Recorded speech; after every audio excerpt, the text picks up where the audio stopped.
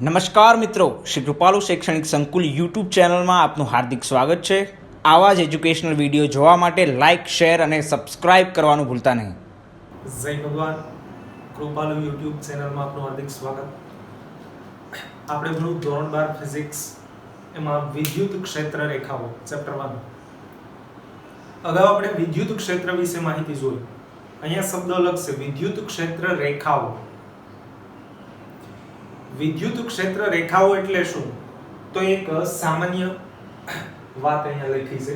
વિદ્યુત ક્ષેત્ર રેખાઓ એ વિદ્યુત ભારોની ગોઠવણીની આસપાસના જે વિદ્યુત ક્ષેત્રનો ચિત્રાત્મક નકશો છે। ક્ષેત્ર રેખા એક ચિત્રાત્મક નકશો છે કોનો? તો કે વિદ્યુત ભારની ગોઠવણીની જે આસપાસ શું હોય? વિદ્યુત ક્ષેત્ર। આપણે વાત થઈ ને વિદ્યુત ક્ષેત્રમાં કે વીજભાર પોતાની આજુબાજુ એક ક્ષેત્ર જમાવીને બેઠું છે, એક એરિયો, પેલું ભૂતવાળું એક્ઝામ્પલ।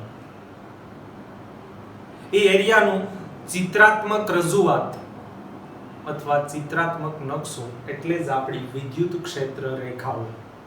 જો વધુ બહુવચન વ્યાપક રીતે વિદ્યુત ક્ષેત્ર રેખા એ એવી રીતે દોરેલો વક્ર છે કે જે દરેક બિંદુએ તેનો સ્પર્શક તે બિંદુએ પરિણામી ક્ષેત્રની દિશા બતાવે। નેટ ક્ષેત્ર, કોઈ પૂછે કે આ બિંદુએ ક્ષેત્ર કેટલું, તો ત્યાંની તમામ ક્ષેત્ર રેખાઓનું નેટ ક્ષેત્ર બતાવે છે। ખરેખર વિદ્યુત ક્ષેત્ર રેખાઓ એ અવકાશનો વક્ર છે, એટલે કે આ ત્રિપરિમાણમાં હોય।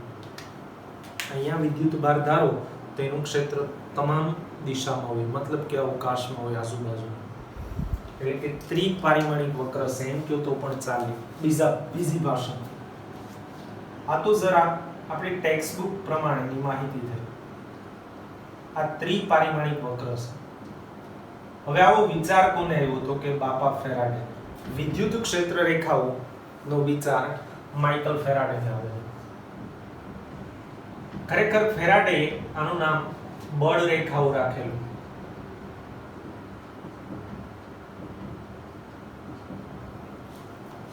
પણ બળ રેખાઓ શબ્દ ચુંબકીય ક્ષેત્રમાં, ખાસ કરી ચુંબક ભણશું ત્યારે થોડું ગેરમાર્ગે રજૂ થઈ જાય, એટલા માટે અત્યારે એના માટે શબ્દ આપણી બુકે અથવા વૈજ્ઞાનિકોએ યોગ્ય શબ્દ તરીકે વિદ્યુત ક્ષેત્ર અને ચુંબકમાં ચુંબકીય ક્ષેત્ર, એમ અગાઉ આપણે ભણી ચૂક્યા ગુરુત્વ ક્ષેત્ર। તો ક્ષેત્ર એની ક્ષેત્ર રેખાઓ કેવી રીતે દોરવી? તો કોઈ એક બિંદુવત વીજભાર ધારો કે વિચારીએ, ધનભાર, ધન વિદ્યુત ભાર। આ ધન વિદ્યુત ભાર એટલે આપણો પ્રાપ્તિ સ્થાનનો વીજભાર। વિદ્યુત ક્ષેત્ર આપણે એ વાત જાણી ચૂક્યા છે કે ક્ષેત્ર એ સદિશ રાશિ છે।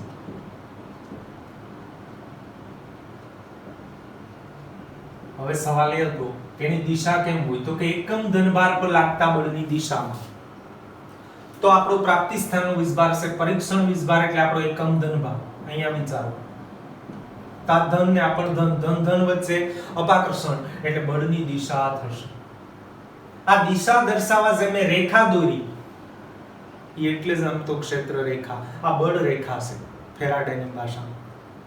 એમ અહીંયા બળ કેટલું? કદાચ એકમ ધનભાર હોય તો ત્યાં નાનો સદિશ થશે અહીંયા કરતા, એમ અહીંયા તો એના કરતા નાનો તીર થશે।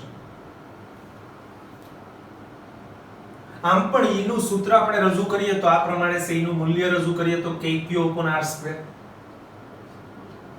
જ્યાં q એટલે આપણો પ્રાપ્તિ સ્થાનનો વીજભાર કેપિટલ Q અને આ સ્મોલ q લેતા। તો જેમ જેમ r વધતું જાય એમ ક્ષેત્રનું મૂલ્ય, એ વિદ્યુત ક્ષેત્રનું માન શું થતું જાય? ઘટતું જાય। એમ પણ આ તો વાત થઈ આપણા સૂત્રને આધારે। જો કે ફેરાડે તો પોતાના અંતઃસ્ફુરણથી એને અંદરથી એવું થયું કે આવું કંઈક ચિત્ર હશે, અને અગણિતિક રીતે, વિધાઉટ ગણિત, ટેક્સ્ટ બુકનો વર્ડ છે આમ તો, એને અંદરથી આવું થયું કે ક્ષેત્ર રેખા ઉદ્ગમથી દૂર આઉદ્ગમ થયું। જેમ જેમ તમે દૂર જશો એમ ક્ષેત્રનું માન ઘટતું જશે, મતલબ કે વિદ્યુત ક્ષેત્ર નબળું થતું જશે।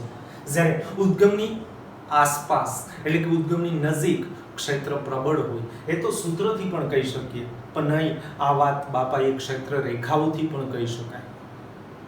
હવે ક્ષેત્ર રેખા એટલે બળ રેખા. આ તમામ જે મેં તીર દોર્યા, આ તીરને જોઈન્ટ કરી દો, એટલે કે ભેગા કરી દો, એટલે એક વક્ર તૈયાર થાય. એ વક્ર એટલે જ આપણો અવકાશમાં વક્ર બોલે તો વિદ્યુત ક્ષેત્ર રેખા. નોંધો કે અહીંયા ખાસ વાત યાદ રાખો કે વિદ્યુત ક્ષેત્ર વાસ્તવિક છે, ક્ષેત્ર વાસ્તવિક છે, જ્યારે વિદ્યુત ક્ષેત્ર રેખાઓ કાલ્પનિક છે.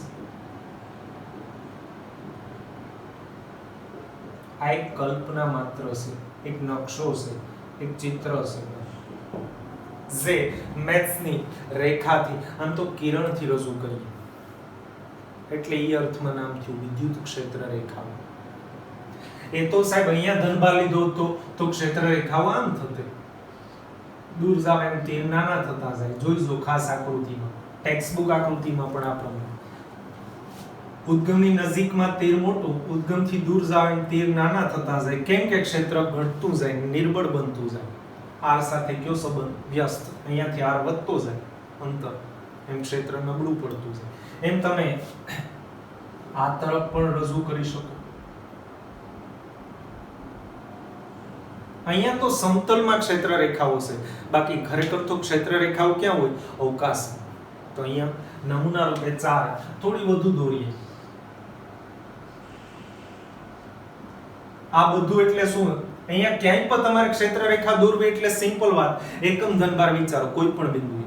ઈ ધન અને આ ધન વચ્ચે શું લાગે? અપાકર્ષણ. તે લીટો પૂર્ણ કરો, મતલબ કે ત્યાં કિરણ દોરો. એ કિરણ એટલે જ આપણે આમ તો ક્ષેત્ર રેખા, ખરેખર તો એ બળ રેખા છે ફેરાડેની ભાષામાં, ફેરાડેની ભાષામાં, બટ એક ક્ષેત્ર રેખા છે આપણી.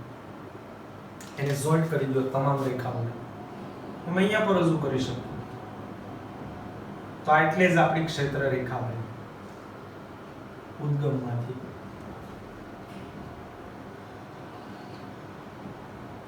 આપણે થોડી ક્ષેત્ર રેખાઓ દોરી. સાહેબ એટલી જ હોય ધનભારની? ના, અસંખ્ય ક્ષેત્ર રેખાઓ તમે દોરી શકો. જુદી જુદી વ્યક્તિ ક્ષેત્ર રેખાઓની સંખ્યા જુદી જુદી હોય. જેને આકૃતિ બહુ દ્રઢતાથી દોરે, મજબૂત મનથી, એટલે આમ ચીવટ વાળો વ્યક્તિ, તો ક્ષેત્ર રેખાઓની સંખ્યા વધુ બતાવી શકે. તો ક્ષેત્ર રેખાઓની સંખ્યાને અહીંયા મતલબ કે કેટલી રેખાઓ દોરો એના કરતા મહત્વની વાત બીજી અલગ છે. જ્યાં ક્ષેત્ર રેખાઓની ઘનતા વધુ,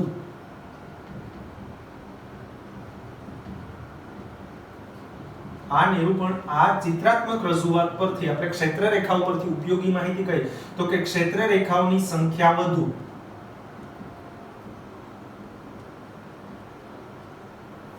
ત્યાં વિદ્યુત ક્ષેત્ર પ્રબળ.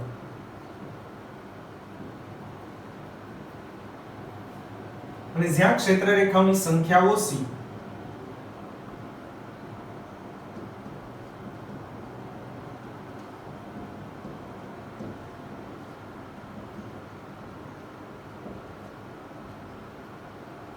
ત્યાં ક્ષેત્ર નિર્બળ. આ થોડું અયોગ્ય લાગે જો આ લખીએ તો, કારણ કે કોઈ સ્માર્ટ વ્યક્તિ હોય તો એ ક્ષેત્ર રેખાની સંખ્યા વધુ દોરે. એને બદલે અહીંયા ખાસ અલગ વસ્તુ રાખી છે, ક્ષેત્ર રેખાઓની ગીચતા યાની કે ઘનતા વધુ,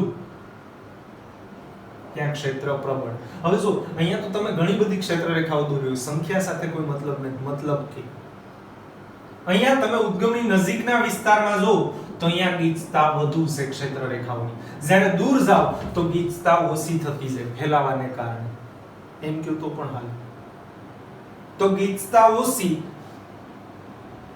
ત્યાં ક્ષેત્ર નિર્બળ. ભાઈ આ જાણી જોઈને પ્રિન્ટિંગ મિસ્ટેક કરી. તો હવે આપણે એ ક્લિયર કર્યું કે ક્ષેત્ર રેખાઓની ગીચતા વધુ ત્યાં ક્ષેત્ર પ્રબળ, અને ક્ષેત્ર રેખાઓની ગીચતા ઓછી ત્યાં ક્ષેત્ર નિર્બળ. આ ક્ષેત્ર રેખાઓના સંદર્ભમાં આપણે ક્લિયર કર્યું વિધાઉટ એના સૂત્ર. ને આ વાત તો અગાઉથી આપણે રજૂ થયેલી છે કે જેમ જેમ તમે ઉદ્ગમથી દૂર જાઓ, મતલબ કે પ્રાપ્તિ સ્થાનના વિસ્તારથી તમે દૂર જશો તેમ ક્ષેત્ર નિર્બળ આવશે. કારણ કે આર વધતો છે, અંતરનો વર્ગ વ્યસ્ત સંબંધ છે, તો આર વધશે તો ઈ નું મૂલ્ય ઘટશે. એ તો અગાઉ જાણતા હતા, પણ ફેરાડેની આ વાત જે બળ રેખાઓ અંતે એનું નામ ક્ષેત્ર રેખાઓ એ આપણને ઉપયોગી થઈ. એટલે ક્ષેત્ર રેખાઓનું મહત્વ છે. ધારો કે હવે પ્રાપ્તિ સ્થાનનો વીસભાર ઋણભાર હોય તો એનું કાલ્પનિક ચિત્ર મતલબ કે આવું ચિત્રાત્મક રજૂઆત કેવી રીતે રજૂ કરી શકીએ, મતલબ કે એની ક્ષેત્ર રેખાઓ કેવી રીતે દોરી શકીએ. તો ઋણભાર વિચારીએ.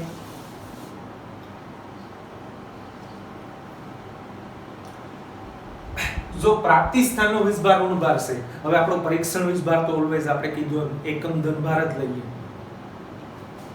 તો ધારો કે આ બિંદુએ રાખીએ એકમ ધનભાર +1 બોલો. તો ઋણ અને ધન વચ્ચે શું થાય? આકર્ષણ. અહીંયા એકમ ધનભાર વિચારીએ તો આ તરફ, અહીંયા એકમ ધનભાર વિચારીએ તો એના પર બળ આ તરફ, અહીંયા એકમ ધનભાર વિચારીએ તો એના પર બળ આ તરફ. જોવા જેવું ધનભારની ક્ષેત્ર રેખાઓ જો ત્રિજ્યાવર્તી દિશામાં બહાર તરફ છે, જ્યારે ઋણભારની ક્ષેત્ર રેખાઓ અંદર તરફ. ફરી ભાઈ આ ક્ષેત્ર અને ક્ષેત્ર રેખાઓ કોની? પ્રાપ્તિ સ્થાનના વીસભારની કે પરીક્ષણ વીસભારની? પ્રાપ્તિ સ્થાનના વીસભારની. ક્ષેત્ર છે કે નહીં એ નક્કી કોણ કરે? પરીક્ષણ. એટલે પરીક્ષણનું નથી, અનુભવ પરીક્ષણ વીસભાર કરે, પણ આ બધો મુદ્દામાલ કોનો છે? મતલબ કે આ બધો ધંધો આપણે જે કરીએ આ ક્ષેત્ર રેખાઓ ઈ કોની? પ્રાપ્તિ સ્થાન. એટલે ખાસ મહત્વનો પોઈન્ટ અહીંયા નોંધી લઈએ કે જો પ્રાપ્તિ સ્થાન ધનભાર હોય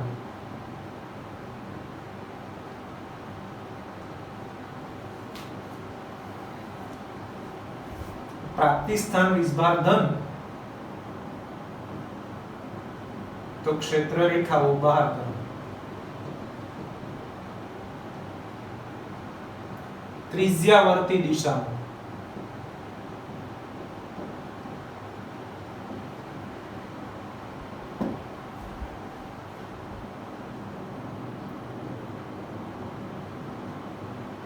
અને જો પ્રાપ્તિ સ્થાન વીસભાર ઋણ હોય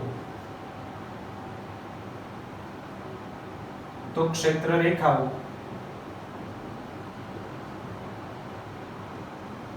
ત્રિજ્યાવર્તી દિશામાં અંદર તરફ.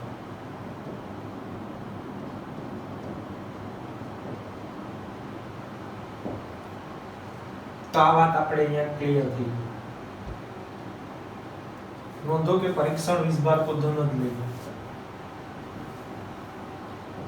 નોંધો કે પરીક્ષણ વીસભાર ક્ષેત્રની વાત હોય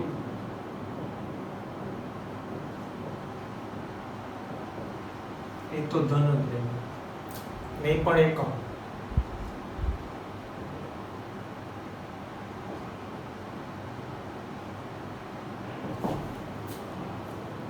આ તો એક ઉપયોગી માહિતી છે ક્ષેત્ર રેખાઓની. અહીંયા નજીકના વિસ્તારમાં તમે અહીંયા પર રજૂ કરો તો ઉદ્ગમની નજીક, ઉદ્ગમ એટલે પ્રાપ્તિ સ્થાનનો વીસભાર, એની નજીકના વિસ્તારમાં એક પૃષ્ઠ વિચારો, એમ દૂરના વિસ્તારમાં એક પૃષ્ઠ વિચારો. ને એ તો આપણે કીધેલું છે કે ભાઈ આ રચના એ અવકાશમાં વક્ર છે, તો અહીંયા એક વીસભાર વિચારો છે આંગળી પર અહીંયા, તો એની ક્ષેત્ર રેખાઓ ધારો કે ધનભાર છે તો એની ક્ષેત્ર રેખાઓ ચોતરફ 12 તરફ, અને અહીંયા ચોતરફ 12 નીકળતી હોય તો તમે એક પૃષ્ઠ વિચાર્યું લાઈક વોલીબોલ જેવું, તો આ પૃષ્ઠ ચોતરફ એમાં બે પૃષ્ઠ વિચાર્યા, ધારો કે આ એ પૃષ્ઠ અને આ બી પૃષ્ઠ, તો ક્યાં ગીચતા ઓછી છે? બી પાસે. તો ક્યાં ક્ષેત્ર નિર્બળ હશે અને ક્યાં ગીચતા વધુ છે? એ પૃષ્ઠ પાસે, તો ત્યાં ક્ષેત્ર કેવું? પ્રબળ. સિમ્પલ વાત. આ સિંગલ વીસભારની વાતો થઈ, એકલ વીસભાર.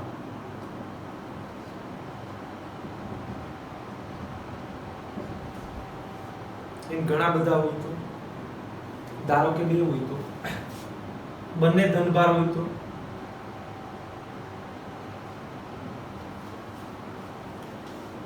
તો એની ક્ષેત્ર રેખાઓ, તો કે ધનમાંથી ક્ષેત્ર બહાર નીકળે, તો આ ધનમાંથી ક્ષેત્ર બહાર નીકળે. એ પહેલા ભાઈ અહીંયા આ દોરવામાં હું તમને એક ઉપયોગી માહિતી જે બાપા ફેરાડેએ સૂચવેલી છે તે, ક્યાં તમારે ક્ષેત્ર રેખા દોરવી? ત્યાં એકમ ધનભાર વિચારો. ધારો કે અહીંયા દોરું, અહીં એકમ ધનભાર, આ બિંદુ પાસે વક્ર કેવો છે? ક્ષેત્ર રેખા. તો આ ધન અને આ ધન વચ્ચે શું થાય? તો કે અપાકર્ષણ. તો એ અપાકર્ષણની દિશા આમ થશે. ધારો કે નામ E1 થશે, આ 1 થયું, આ 2 થયું. આની ક્ષેત્ર રેખાઓ ધન ધન વચ્ચે અપાકર્ષણ એટલે આ તરફ થશે E2, આ E1 પ્લસ 1 2.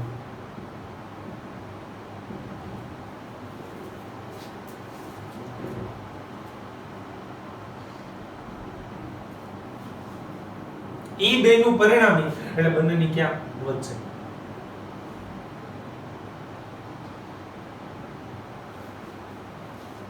એમ જુદા જુદા બિંદુ વિચારો તો એનો વક્ર લગભગ આ રીતે રજૂ થાય.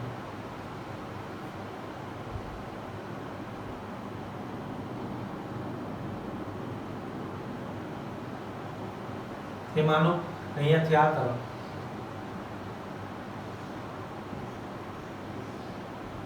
ધનમાંથી બહાર નીકળી આ તરફની તો આ રીતે જશે. આ દોરવી કેમ? તો કે જે તે બિંદુ એકમ ધનભાર વિચારો.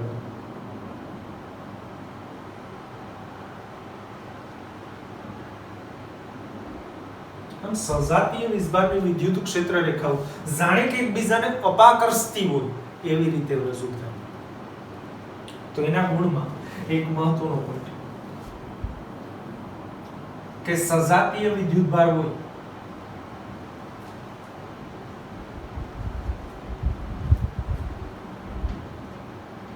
સજાતીય વિદ્યુતભારોની વિદ્યુત ક્ષેત્ર રેખાઓ કેટલા? તો કે 2.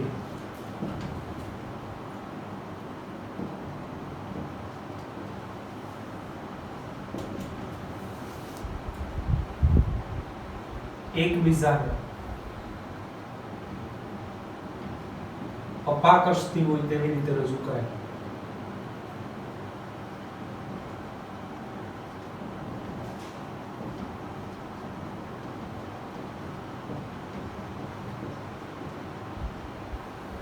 તેવી રીતે રજૂ કરવી.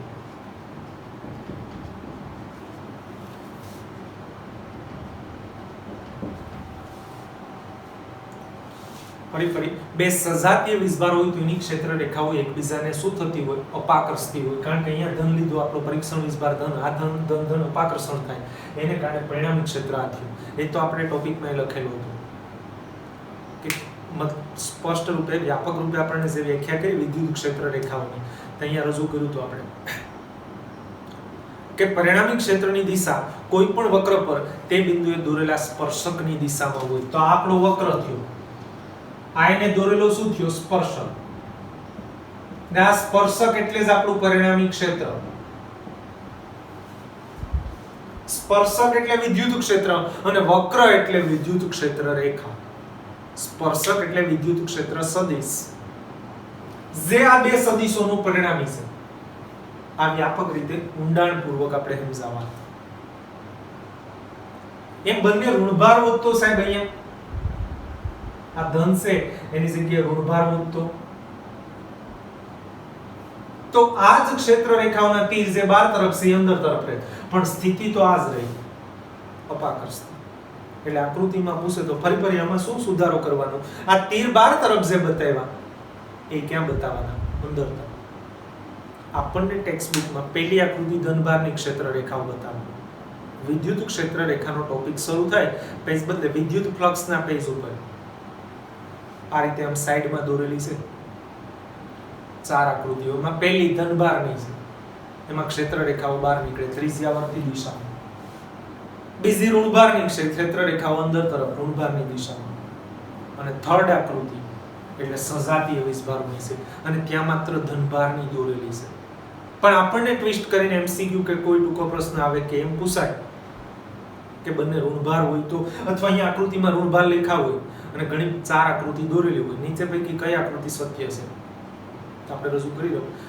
એ રજૂ કરતા જવાબ રજૂ કરતા પહેલા વિચાર લેવાનો કે ઋણભાર હોય તો ક્ષેત્ર રેખાઓ અંદર તરફ હોય, ઉપરાંત અપાકર્ષતી હોય. હજી થોડા એના ગુણધર્મો જોઈશું એટલે તમને આ બધા એમસીક્યુ સોલ્વ કરવામાં સરળતા પડશે. એમ ડાયપોલ હોય તો ડાયપોલ એટલે બે વિજાતીય વીજભાર. બે વિજાતીય વિદ્યુત ભારોની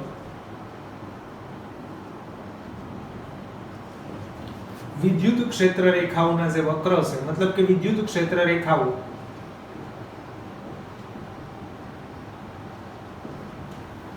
એકબીજાને એકબીજા વીજભારોને એટલે કે એકબીજાને આકર્ષતી હોય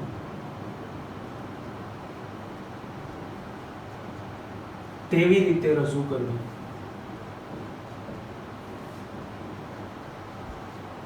આ બધો ખેલ છે ને ભાઈ, ક્ષેત્ર રેખાઓનો ખેલ છે ને, બધો બળ રેખાઓને આભારી છે.